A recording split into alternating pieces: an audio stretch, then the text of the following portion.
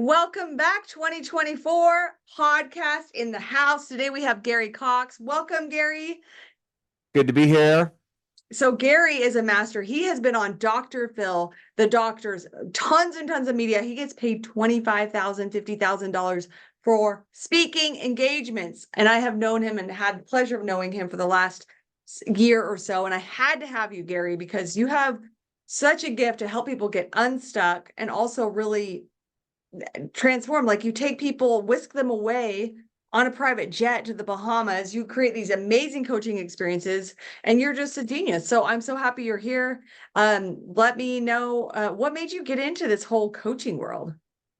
You were too kind. Thank you for taking the time to have me with you, Amanda. So, when I first got started, people would come to me and share with me programs about other speakers and coaches and whatnot. And then I would listen to them, and I'm thinking, they ain't got nothing on me, because they would tell me about, I was overweight 30 pounds, or, I got kicked out of school or whatever. And I'm thinking, wait a minute, my wife tells me my baby isn't mine. My father was murdered, grandfather and stepfather died of cancer, uncle killed in a plane crash. I mean, it's like, okay, I got to get into this. And I heard by the way, all that craziness is true. I don't say it like flippantly, but it's just, but I heard so many things that people will tell people to get over their problems, which aren't true, because people repeat things from other people. Like, you and I were talking earlier. One of the things I tell people is you can't choose to be happy by just saying, I choose to be happy. It might work for about a minute, but if you've got something, underneath your skin that's triggering something, or something that's in your past from 5, 10, 50 years ago, whatever.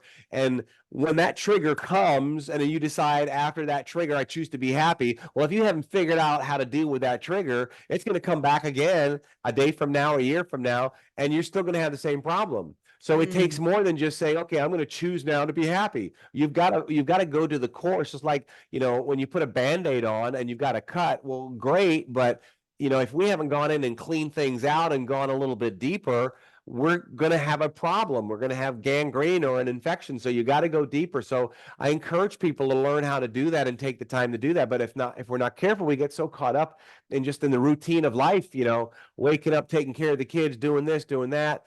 And Yep. I don't feel that we take enough time to slow down and stop and just breathe a little bit and learn about ourselves. That's why, to me, I'm just really close on the subject of mental health, because it's so important. Yes. So you think that people need to go to the root. So what are some tips? So we're at the start of the year. A lot of people have big goals and dreams. They might be thinking like optimistic. I've got the momentum of the new year, fresh, clean slate. And then the third week of January hits, February 1 hits, and that momentum has died down. They're back to their old habits. How do you help people get unstuck? Well, a couple things. If you're talking in the beginning of a year about goals more than you normally do, that's a huge red flag right there. You probably ain't going to follow through. Period. End of story. Right? So when I woke up January 1, like every January 1, it's no different than May the 1st or December the 1st. It's all the same to me because I'm in this mode all the time. Yeah. But let's talk about psychologically. Why do we get excited? And then why do we lose it? There are two things and only two things that cause us as human beings to have the design motivation to succeed at anything. Two things and two things only, and it's not goal setting, because I see a lot of people that set a lot of goals and get nothing. It's not positive thinking, because you can see people saying positive things all the time and still get no results. The bottom line is, number one, you must have a belief. But that is only half of it. You hear people say belief is everything. That is not true, because I see a lot of people that believe and yet still do nothing. So then what's the other solution? There's another piece of the puzzle that you must have. To get that, you have to buy my book. No, I'm just kidding. So that other thing is value, the level of importance you place on something. So what happens is when the new year comes and you hear everybody talking about it's going to be your year, it's going to be my year, blah, blah, blah. What happens psychologically and subconsciously without you knowing it is your value and your beliefs start to creep up. And then as the year starts to begin, your value and beliefs stay up there.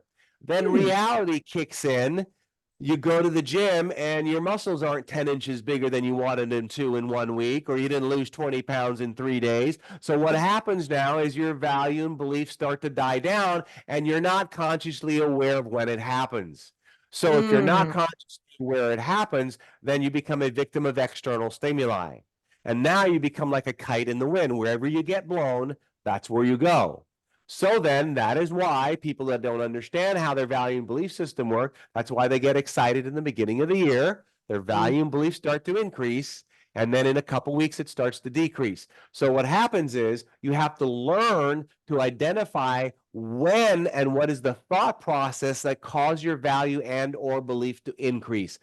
So when you learn how to master that, you are able to stop your value and belief from going down when it starts to go down, and you're also able to increase it to keep it going up. So it's like a really, it's balloon. really very powerful. That is how you are controlling you, as opposed to external stimuli controlling you.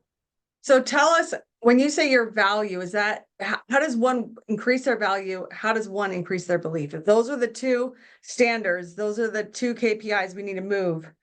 Right.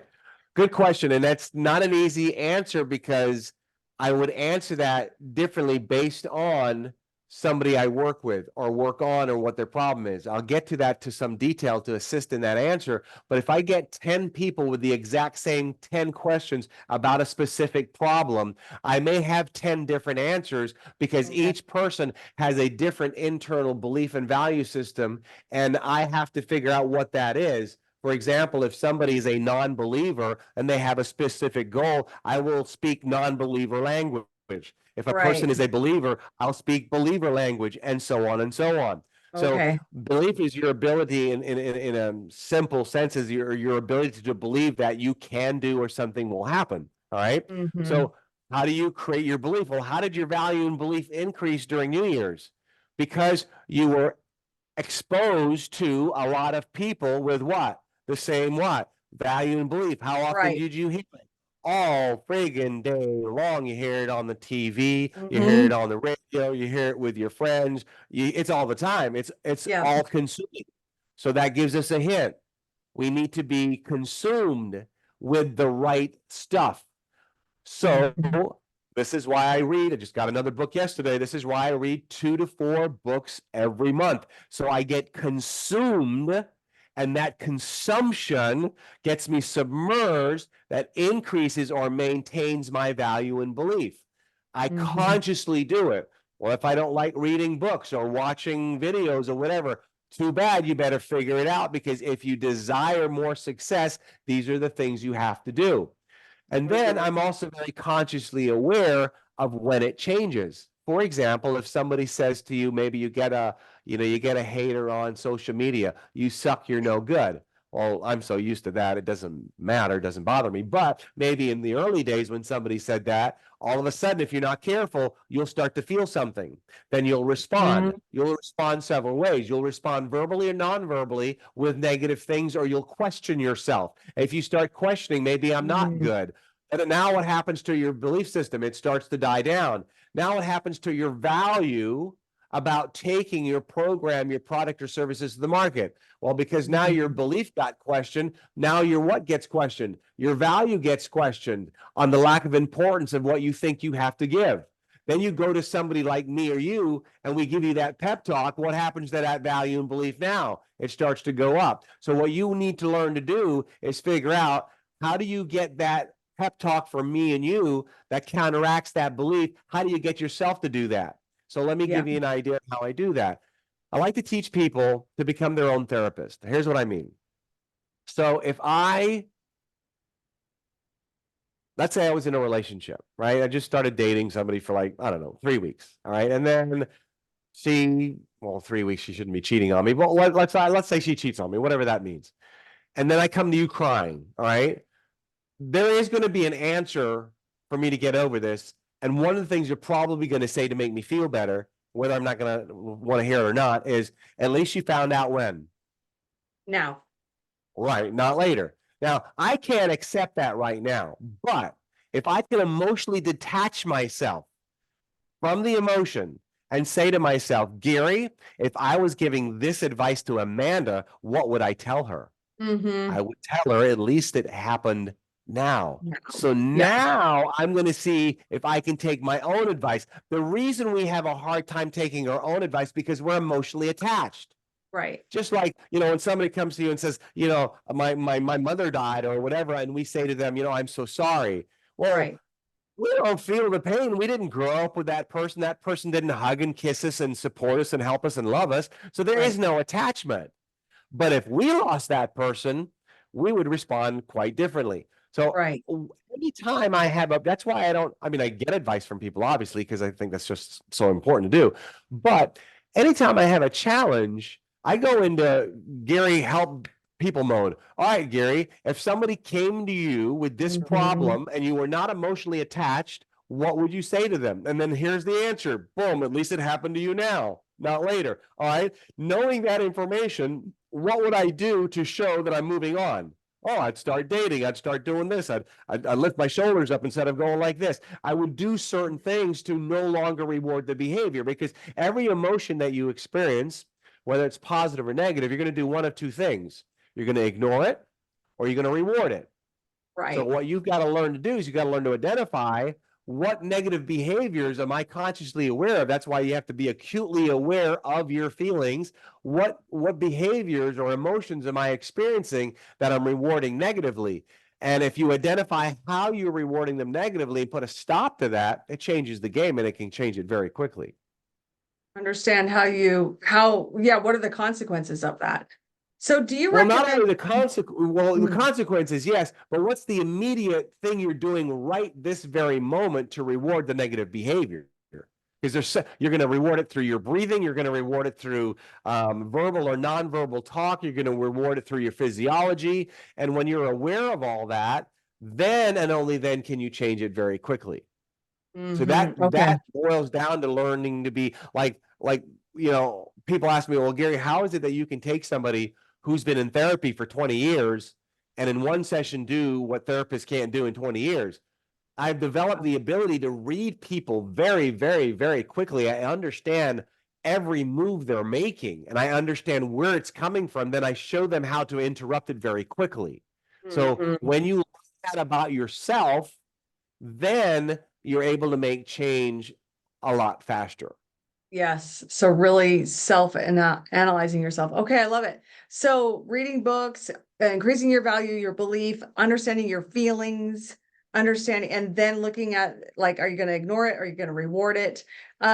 Reading books we talked about, and being consumed with increasing your belief. And would you agree that having the right environment is real, being in the environment of people who believe like you or where you're headed is, and you're the average 100. of the five It's a people. must. Yes, you It's a have must. to. That's why on my journey of success, I let go friends. Like, let go, never talk to them again, or talk to them from a distance. I love them from a distance. I don't need it. I can handle it, but I don't need it.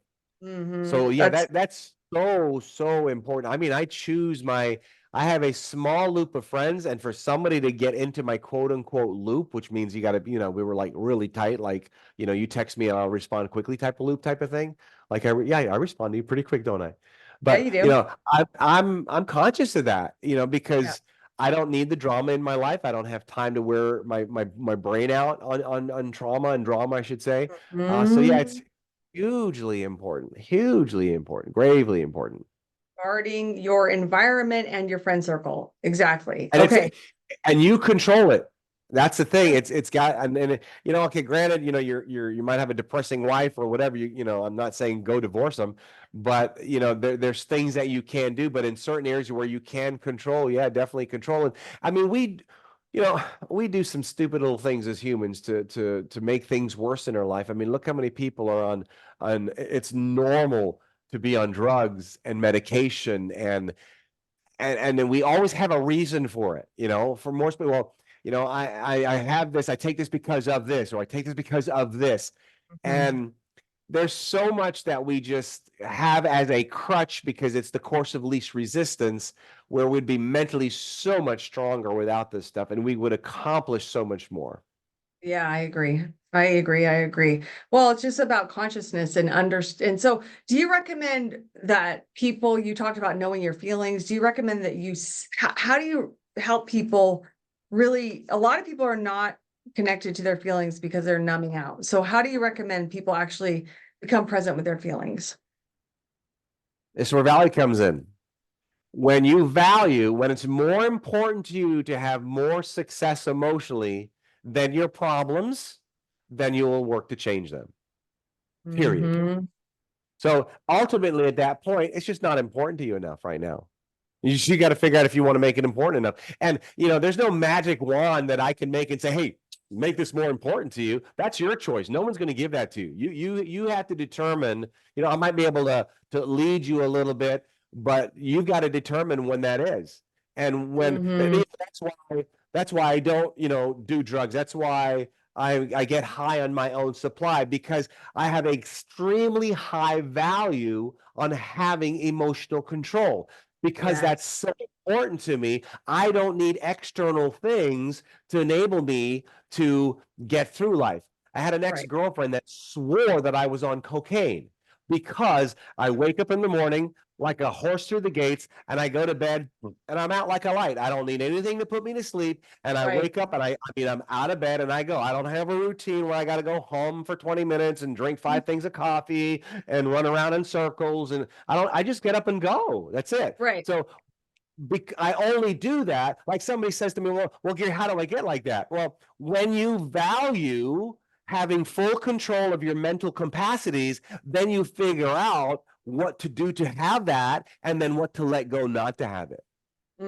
That's good. I love it. That's Okay, where so value is so important, the level of importance you place on something. value is everything. So we're going to switch gears a little bit. What do you recommend? What is the best way? Because a lot of people watch this are in business and they want to attract high-end clients. They want to end that feast or famine roller coaster. They want to absolutely ride, like just go on those private jets with you. How do you recommend that they own their value and receive at a higher level than they've been accustomed to in the past? All right. Well, that we could go on literally for hours on that. Number one is, when people observe you on social media, because this is all it's all about social media now. Period. End of story. When they observe you, what is their perception of you? Mm, Is their perception of, this person makes no sense at all? This person is a conspiracy theorist. This person is a whack job. This person has got their friggin' act together. This person knows what they're talking about. This person is mean. This person is kind-hearted. This person is friendly. So you've got to figure out the type of people you care to attract. What are those people looking for? And are you sending the right message to them? Like, for example, I just, because I'm single, as you know. So I just met a girl 2 nights ago, and I want to ask her. I haven't gone out actually with her yet until I think 2 days. But I want to ask her what her IG is. Once I look at your IG, I can know I know everything I need to know about you. Everything I need to know about you. Period. End of story. And hmm if we can read people to a large degree personally on their Instagram and on their social media, what do you think clients are thinking when they see you? right? They're thinking something. Period. End of story. I'll Yeah. give you a perfect example of this. And this doesn't mean you have to buy expensive clothes, because you know me, I used to be in a cult, so my big thing is freedom. So I wear flip flops all the time. But a friend of mine called me up and he said, "Hey, do you know who this one fella is? We're all in the aviation, field, right?" And I knew the guy. He goes, "Well, he spent, spent a couple $100s with me. It looks like he has some money, because, he was wearing Prada shoes, and I noticed that." you know, Uh-huh. and it's not that, because I wear flip flops, I'm not successful, but I also put out perceptions to show you that I have success. And I'm not saying you have to go, drive fancy, because I don't drive a fancy car. I'd rather put my money in a jet. Well, that sounds a little ironic, but anyway, whatever. But you know, outside of it doesn't have to be fancy, expensive stuff. But what's the message you're coming across with? And Right. like, if I can look at a woman's social media and I can 99% make a decision here, do I want to keep going on this? I mean, in fact, Mhm. on some dating apps, once you expose your, like, I get them to give me their social media first, because I know what my social media looks like to people, Right. right? And if I'm not careful, I'll attract a gold digger, but it's easy to get rid of those and find them. But anyway, but I Okay. get theirs first. And if it's what I think it is, I'm done. I'll probably block them or not talk to them again or not give them mine, because it's so much. So with that being said, you might have to shift your entire social media. I had one young lady that I was helping out, and I said, "Look, you're in a very, and this woman is very beautiful woman." I said, you cannot, if you're trying to attract the clientele you're trying to tell me that you want, you cannot have your gorgeous bikini body on front of your Instagram. It's just, you can't do it. Can't do And it. by George, that girl, the very freaking next day, she got rid of all of them. And Oh, her whole social media, 180-degree turn. that's So good. when you do that, you will start seeing, like, say, you wanting to get into coaching more, then you'll start seeing DMs, people following you that are coaches, where before you didn't see that. Mhm. Then you'll start seeing people who are high-end coaches starting following you that maybe even make more money than you do. I don't know. So you'll Mhm. start seeing that shift. Your goal is to see that shift. And if you Right. don't see that shift, you still got to change your message. So positioning is very, very important. I didn't mean to go so long on that, but Yeah. it is Authority. so vitally important. Yeah. Positioning, authority, being the expert, really an upper level of yourself. So Yeah. here's the thing. What do people, when they want to be coached, what do they really want? They really want one thing other than results. They want to feel that they can be led. So I Mhm. recently talked to a gentleman that may work with me in the future. And the first thing I would tell him, you sound like a monotone robot. You are not leading me to the promised land, buddy. And if he doesn't change that, he's screwed. Right. Because I need to know that if I'm going to give you 50K, that number one, you're friggin' confident and you can lead me to where I need to go. And if Right. you don't feel that you're that way, well, what do you got to do? You got to figure it out. Right. You got to change. Really? Yeah, you got to change your personality. I Well, was just watching somebody yep. about Jodie Foster yesterday. She says Oh, she's an introvert. No, she's an extrovert in an introvert body. That's what I am. I would rather be left in a cave on an island, left alone with a couple people. I'm good with that. But I know that I can also lead very well. And I can't come to you saying, okay, well, I could help you out. No, right. you want to see my confidence. You want to see that I can lead you. You want to feel comfortable with that. So yes, you might have Yes. to change parts of your personality. Change. Yeah. Personality I isn't mean, permanent. yeah, right. Think about if you've ever watched America's Got Talent, The Voice, American Idol. You watch these people for the first time. You look at a Kelly Clarkson, the confidence she has now. Do you think she had the same confidence and personality when she Yes. made her first debut? No. All of a No. sudden, what happens when they're good? People start clapping and they give them a standing ovation. And now it validates for them that they are good. Boom, what happens Right. to their confidence level? Goes out the roof. Uh, They come on yeah. stage the next week, totally different person. Now they got new makeup on and their wardrobe is Mhm. different. The game changes. And you have to get to that point. And hopefully you get to it sooner than having to wait for that kind of Right. validation. So you got to move when you're not ready. Move when you're not ready. And there's so much programming and conditioning to keep people small and stuck Oh, and safe and nuts. little and not outshine or out this. And so this is your chance. If you're watching this right now, you have permission to outshine and just be your full realized self. So Gary, I know, let's just talk about this. You have a $350,000 coaching program. I thought I had it going on with the $100,000 program, but you have a $350,000. So tell us about that. Like, what does this mean? It's So inspiring. you have to, and we're working on $1 million one now too, by the way, but you you have to make sure there's value there, right?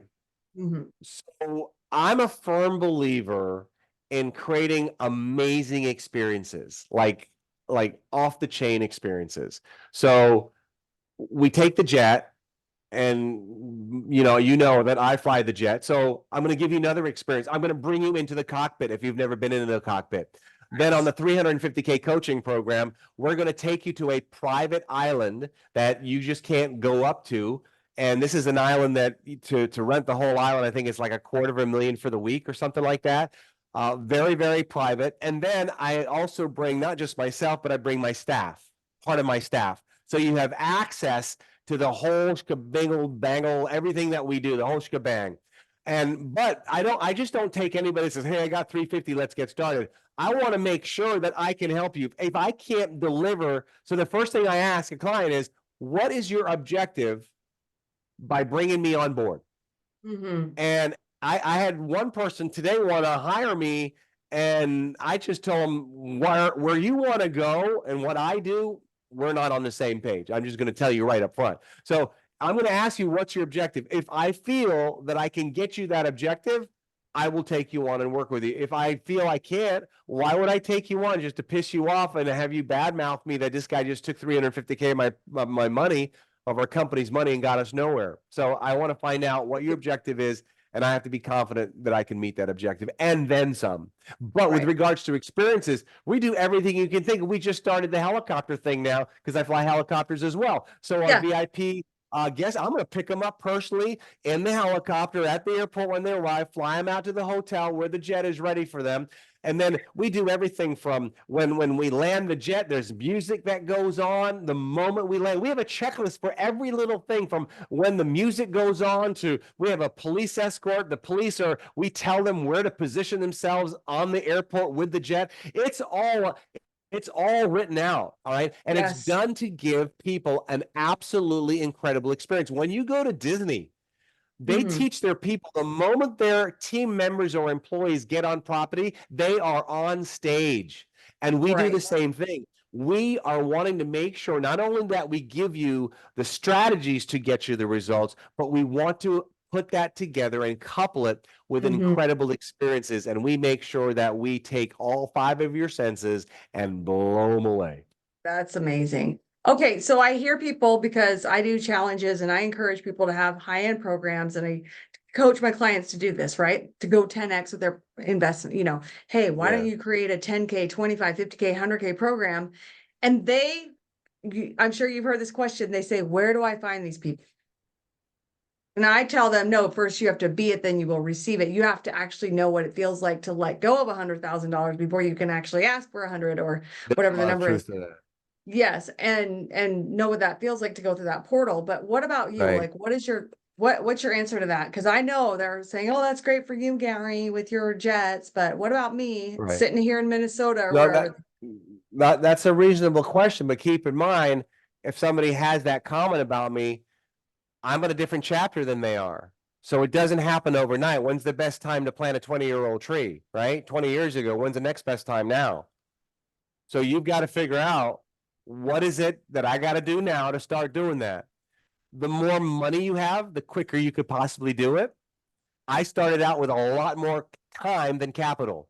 So if you're Mhm. one of those people that have a lot more time than money, then you've got to be willing to put in the grind. And if you're not Right. willing to put in the grind, how do you expect to get the results? Another thing that I do is I go looking for other people on social media that are high-end people that have a high-end clients, and I follow all their clients. So I slowly start getting into the loop of all these high-end people.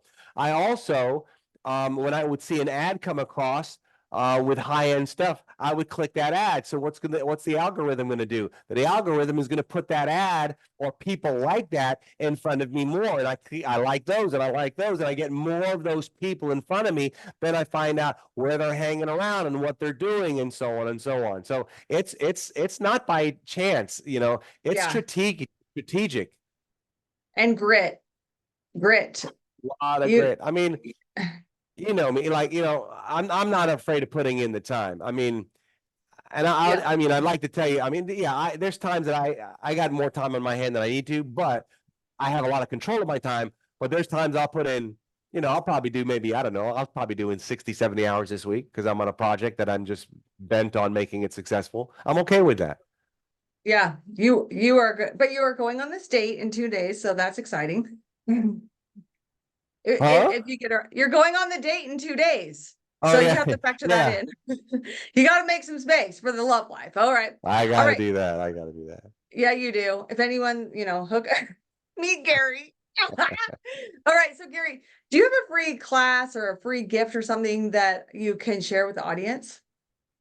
Yeah, especially if they're high-end professionals or you want to learn more about this type of stuff, but in greater detail. I can give you the link to drop. It's Create Better Coaching Challenges Experiences, or Create Better Coaching Experience Challenges. Sorry, Create Better Coaching Experience Challenges. I think it's way too long. I'll give you a link and let you Okay, drop the link. Yeah. perfect. Create Yeah, better this way I coaching can spend a lot more experiences.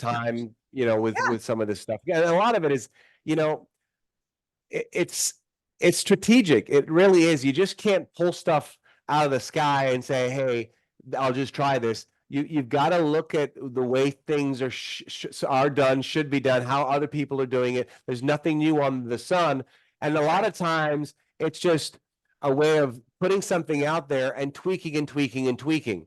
And Yeah. most Yes. people don't tweak the first time and it worked, right? So you just and I think about what people we all want the course of least resistance. That's just normal, right? I mean, why would we not? But I was Yeah. just reading something about neuroscience say for you to master something, listen closely, Yeah. for you to master something 3 hours a day, 20 hours a week for 10 years is 10,000 hours. So they say it's about 10,000 hours. So if you want to be a master violinist, 3 hours a day, 20 hours a week for the next, or 10 years, sorry, right? So that's 10,000 hours. And you want to be good, you want to be a great speaker, you got Hmm. 10,000 under your belt. I got way more than 10,000 hours on stage, way more than 10,000 hours. And this is Wow. why I'm able to speak the way I'm able to speak to you. This is why you don't hear me saying ums and ahs and so's. And, you know, I've got 10,000 hours under my belt and I know I can get even better. That's the Mastery. difference between good, Great. great, excellence. I That's strive for inspiring. excellence. You have to strive for excellence. I love that. I love it. I love it. Okay. Super inspiring. Thank you, Gary, for showing up, sharing your light, You're doing welcome. all this Thank awesome you. work. Aw. All right. Well, everybody, go ahead. We will put his link in the chat or down below. Be sure you watch the next podcast. Follow Mr. Gary Coxe, Coxe, on Instagram, Facebook, and all the other, so YouTube as well. You've got a great YouTube. And thanks for being here, Gary. I'll see you Thank guys you in the so much for next having me. video. I'll see you again, as Okay. always. Guys, watch the next video. It's going to be so good. And comment below. Bye.